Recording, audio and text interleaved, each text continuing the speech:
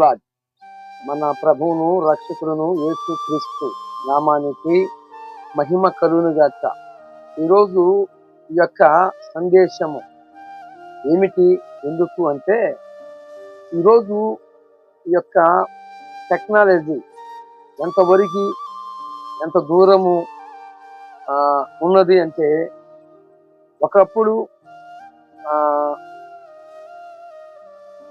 మారుమూల ప్రాంతాలలో నట్ట అడవుల్లో దేవుని యొక్క ఉనికి, దేవుని యొక్క మాట వెళ్ళాలంటే చాలా కష్టకరంగా ఉండేది.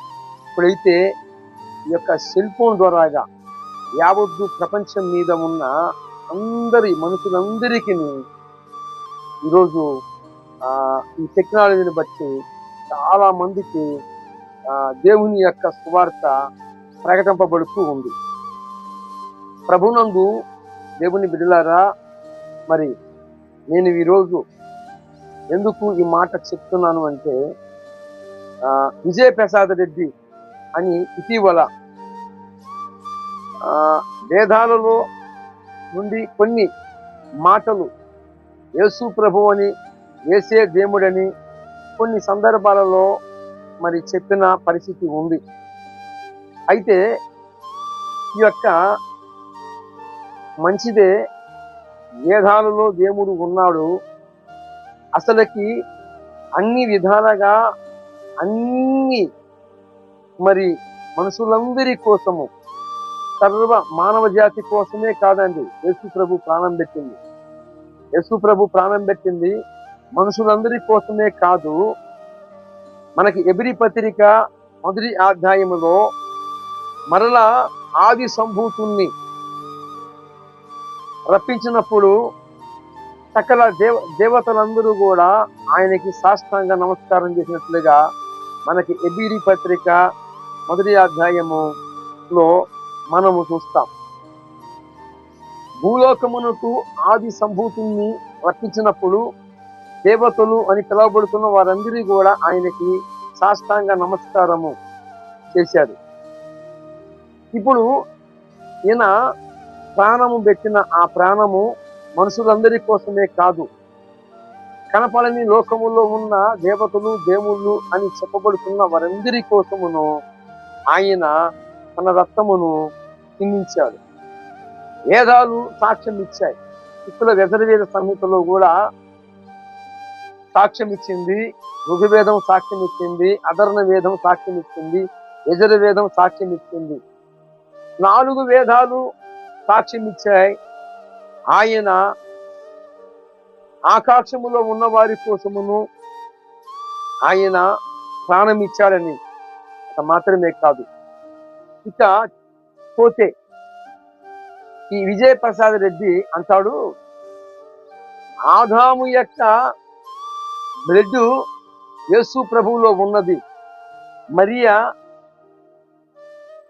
శరీరము యేసు ప్రభు యొక్క శరీరానికి మరి సాకారముగా మరి ఉన్నది, యేసు ప్రభు యొక్క రక్తములో మరి యొక్క బ్లడ్ ఉన్నది అని చెప్తూ ఉన్నాడు. ఏమైంది, ఏం జరిగింది? యేసు ప్రభువు అలాంటప్పుడు దేవుడు అంటానికి అర్హుడు కాదు. మరియాలో వారి అమ్మ బ్లడ్ ఉంది, మరియా బ్లడ్లో వాళ్ళ నాన్న బ్లడ్ ఉంది. కానీ ఈ యొక్క విజయప్రసాద్ రెడ్డి మాట్లాడుతున్న మాటలు ఏంటంటే, ఇతర అన్యులు మరి యేసు ప్రభు వారికి వ్యతిరేకంగా ఉన్నవారు, అవిశ్వాసులుగా ఉన్నవారు, అంటే ఈ యుగ సంబంధమైన దేవత ఒకటి ఉన్నది కదా. 2వ కొరింథీ పత్రిక 4వ అధ్యాయము 4వ వచనములో ఉన్న ప్రకారముగా మనుషులందరి జ్ఞానేంద్రాలని మూసివేసింది యుగ సంబంధమైన దేవత. ప్రభునందు దేవుని బిడ్డలారా, ఈ లోకములో, ఈ సృష్టిలో అందరి మనోనేత్రాలు వెలిగించడానికే ఆయన మరి మన యొక్క దేహమును ధరించి సకల మహిమను పరలోకములో ఉంచి ఆయన ఇప్పుడై తనకు తాను తగ్గించుకొని మనందరి నిమిత్తము ఆ యొక్క సృష్టికర్తగా ఉన్న ఆయన మన కోసము సృష్టిగా మార్చబడ్డాడు, మన కోసమే కాలములో లేనివాడు కాలానికి చేరాడు అని వేదాలు సాక్ష్యం ఇస్తున్నాయి. పరిశుద్ధ గ్రంథమైన బైబిల్ సాక్ష్యం ఇస్తుంది. ప్రభునందు దేవుని బిడ్డలారా, ఏమైపోతుంది ఈ యొక్క మనుషుల యొక్క స్థితిగతులు అంటే గురి బోధ అని చెప్పకనే చెప్పవచ్చు. మనకి ఈయనంటాడు రోమాపత్రిక 1వ అధ్యాయము 7వ వచనములో, రోమాపత్రిక 9వ అధ్యాయములో ఏమండి చెప్పిన మాటలు మాట్లాడాడు. ఆయన ఆదాము యొక్క శరీరమును ధరించుకున్నాడు. మరియా శరీరము ఆదాము నుండి వచ్చింది కాబట్టి మరి ఆదాము యొక్క శరీరాన్ని ఏమండి ఆదాములోకి పాపము అనేది ఎప్పుడు వచ్చింది? ఆదాముని దేవుడు చేసినప్పుడు నిర్మలంగానే పరిశుద్ధంగానే చేశాడు. కానీ ఆజ్ఞ అతిక్రమముగా కారణము చేత దేవుడు వద్దన్న ఆ యొక్క ఫలాన్ని తిననప్పుడు ఆ యొక్క కారణాన్ని బట్టి ఆదాములోకి పాపము ప్రవేశించింది.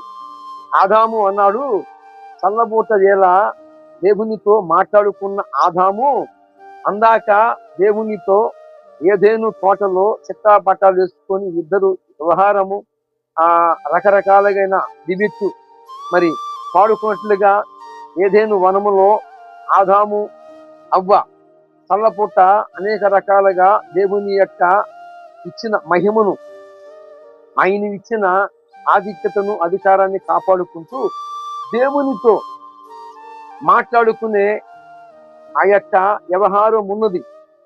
కానీ ఎప్పుడైతే దేవుని మాట ధిక్కరించారో ఆ క్షణమే దేవునికి మానవునికి వైరాగ్యం కలిగింది. ఆదాము అవ్వ దేవుణ్ణి చూసి దేవుణ్ణి కనపరుస్తూ దేవునితో మాట్లాడుకునే ఆ యొక్క పరిస్థితిని కోల్పోయారు.